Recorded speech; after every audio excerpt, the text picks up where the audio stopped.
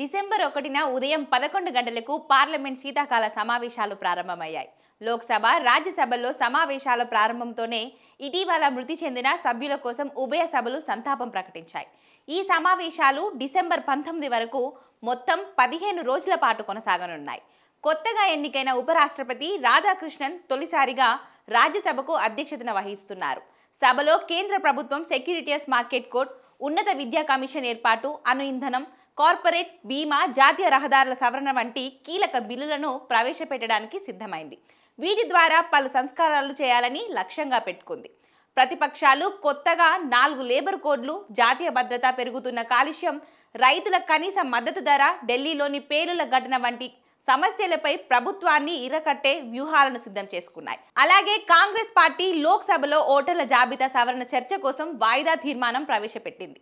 Parliament శీతాకాల సమావేశాలు ఈసారి 20 రోజులు బదులుగా 15 రోజుల పాటు మాత్రమే జరగనున్నాయి.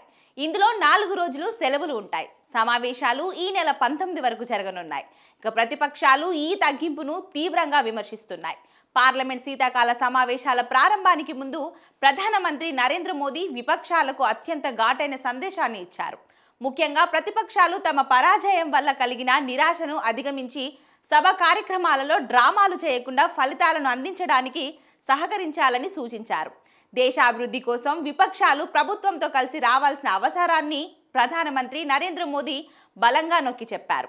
అయితే పార్లమెంట్ శీతాకాల సమావేశాలు సోమవారం మొదలైన వెంటనే ఉద్రిక్తతలు నెలకొన్నాయి. తొలి రోజే ప్రధానమంత్రి నరేంద్ర మోదీ వ్యవహార శైలిపై కాంగ్రెస్ అధ్యక్షుడు మల్లికార్జున ఖర్గే తీవ్ర విమర్శలు గుప్పించారు.